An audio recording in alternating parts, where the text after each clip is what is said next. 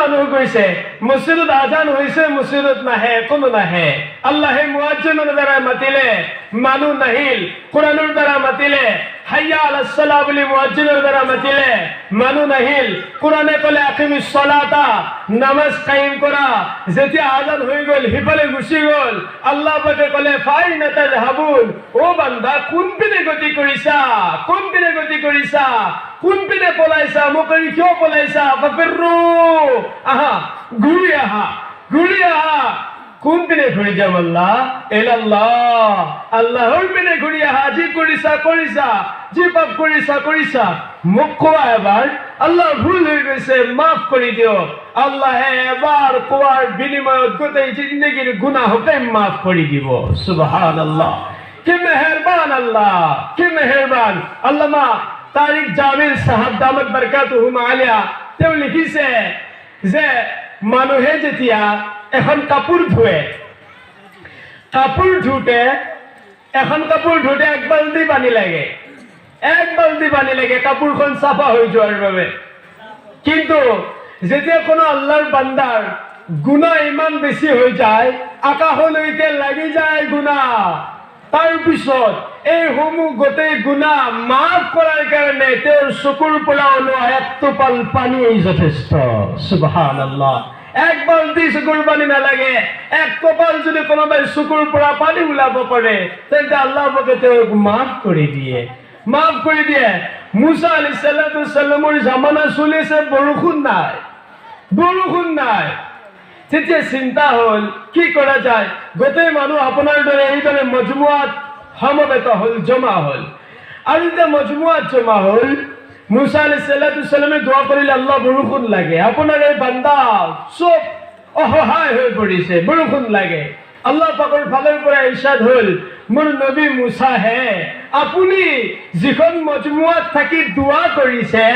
এইখন মজলিসত মোৰ এনেকুৱা এজন নাফৰমান বান্দা আছে যে জন্মৰ পৰা আজিলৈকে এটাও ভাল কাম কৰা নাই অকল মোৰ নাফৰমানি কৰিছে এই নাফৰমান বান্দাক যদি উলিয়াই দিয়া তেতিয়াহ'লে মই আপোনাৰ দোয়া কবুল কৰিম আৰু বৰষুণ দিম এতিয়াতো লাগিল ডাঙৰ পাপ কিদৰে ওলাব ইমান হাজাৰ মানুহ শ মানুহ আছে কিদৰে ওলাব আৰু কোনে গম পায় কোনে কি নাফৰমানি কৰিছে যিজনে সেই নাফৰমানি কৰিছিল তেওঁ ইফালে চাইছে ভাবিছে কোনোবা আছে নেকি না মোতকে আৰু কোনোবা আছে নে নাই তেওঁ সব পিনে চাই দেখিছে কোনোটো নুঠে মুসাই ক'লে যে যিয়ে পাপী আছে যে এটাও আল্লাহৰ ভাল কাম কৰা নাই মজমুৰ পৰা তেওঁ বাহিৰ হৈ যাওক আল্লাহৰ ৰাস্তাই নতুবা বৰষুণ নাহে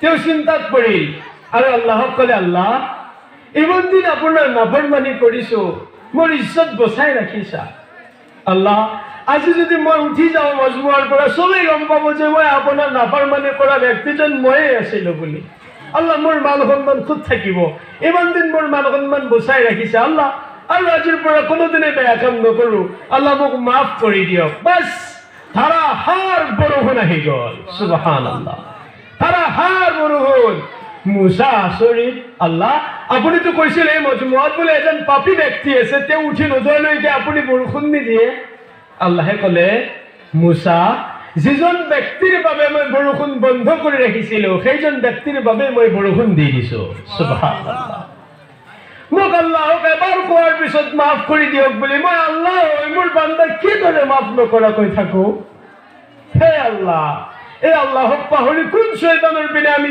গতি কৰিছো আমি কোনপিনে গতি কৰিছো এ আল্লাহ পাকে জানে এই যে আমি ৰাতি গুনাহ কৰিছো দিনত কৰিছো মোক ছুটি কৰিব দিছে শেষ কৰি দিছো ইনশাআল্লাহ ৰাতি গুনাহ কৰিছো দিনত গুনাহ কৰিছো আল্লাহ পাকে কাকো একো কৰা নাই ভৰি ভাঙি দিছে কাৰোবাৰ দিয়া নাই চকু কোনা কৰি দিয়া নাই হাত লেংৰা কৰি দিয়া নাই ঠিক ঠাক সব ৰাখিছে ইয়াউমা তুবলা সাৰাইৰ ফামা লাহু মিন কুওয়াতিন ওয়ালা নাসিৰ আল্লাহে পৰ্দা দি থৈ দিছে কিন্তু কালি যেতিয়া হাশৰৰ ময়দানত এইদৰে জমা হম আমি তেতিয়া আল্লাহ পাক ৰব্বুল ইজ্জতে কিন্তু আমাক ক'ব বান্দা ইমান দিন তুমি কৈছিলা মই শুনিছিলো তুমি কৰিছিলা মই দেখিছিলো আজি মই কম তুমি শুনিবা ইয়া ইবাদি ইন্নী আনসাতু লাকুম মুনজুআন আন খালাকাকুম আল ইয়াউমা হিয়াইতুকুম বান্দা হে তোমাক বনোৱাৰ দিনৰে পৰা যি কৰিছা হে দেখিছো, যি কৈছা হে শুনিছো, আজি ফালিয়াউমা আনছিতুলি, আজি তোমাৰ মুখ বন্ধ, মই কম তুমি শুনিবা। কি কম? কি কম? হাদিহি সুহফুকুম তুকরাউ আলাইকুম, আজি আমি তোমাৰ আমলনামা পেশ কৰিম, আমলনামা পেশ কৰিম। ইয়াত সৰুতকৈ সৰুটো আছে, লা ইউগাদিৰু সগীৰাতাও ওয়ালা কাবীৰাতান ইল্লা আহসাহা। ইয়াত সৰুতকৈ সৰু কামটো ইয়াত ৰাখি দিয়া হৈছে, ডাঙৰতকৈ ডাঙৰ গুনাহটো ইয়াত এই আমলনামাত লিপিবদ্ধ কৰা হৈছে। বান্দা হায়ৰান হৈ যাব, হায়ৰান হৈ যাব। যিসকল জান্নাতি, ফাম্মা মান উতিয়া কিতাবাহু বিয়ামিনি, তেওঁলোকৰ চাৰ্টিফিকেট হাতত পৰিব। ফাসাউফা ইউহাসাবু হিসাবান ইয়াসীৰা, তেওঁলোকৰ হিসাব নিকাচ সহজ হ'ব। ওয়া আম্মা মান উতিয়া কিতাবাহু ওয়াৰা যাহৰি ফাসাউফা ইয়াদুকু সুবুৰা, আৰু যিসকলৰ বাওঁ হাতত চাৰ্টিফিকেট পৰিব সিহঁতে মৃত্যুক দাৱাত দিব। ইয়াদুকু সুবুৰা, হাসৰৰ দিনাখন জানো আৰু মৃত্যু আহিব? নাহিব। সেইদিনাখন অনুশোচনা হলেও কোনো কামত নাহিব। আল্লাহ পাকে কব, ওয়াইন মিনকুম ইল্লা ওয়ারিদুহা, ফুলসিরাত পাৰি দিয়া হওক, উজলিফাতিল জান্নাতুল লিল মুত্তাকিন, জান্নাতক লৈ আহা হওক, ওয়া বুররিজাতিল জাহিমু লিল গাওয়িন, জাহান্নামক লৈ আহা হওক। তাৰ পিছত আল্লাহ পাকে কি কব, ওয়াল ওয়াজনু ইয়াউমাইদিনিল হাক্ক, এওৰ আমল জুফাৰ বাবে, জুখি চোৱাৰ বাবে, ওয়াল ওয়াজনু ওজন কৰাৰ বাবে তৰজু লৈ আহা হওক, পাল্লা লৈ আহা হওক, আৰু পাল্লাত আমলনামা তোলা হ'ব।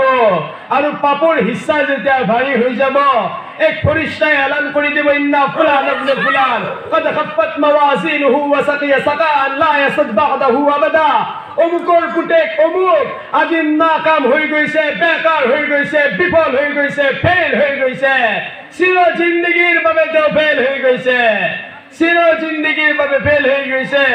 আল্লাহ পাক রব্বুল ইজ্জতে কব, এ নাফরমানি বান্দা আছিল, এ নাফরমানি বান্দা আছিল, কি করে যাও, সারাবিলহুম মিন কিতরান, এই মোর নাফরমানি বান্দাক জাহান্নামত জ্বলি থকা, দপদপাই জ্বলি থকা, উত্তপ্ত সেই সারাবিলহুম মিন কিতরান, আল কাতরার পোশাক পিন্দাই দিয়া হোক, ওয়া তাগশাহুম মুজুহুহুমুন নার, জ্বলি থকা জুইৰ টুপি তাক পিন্দাই দিয়া হোক। কাৰণ যেতিয়া আজান দিছিল মই মাতিছিলো, এই অহা নাছিল।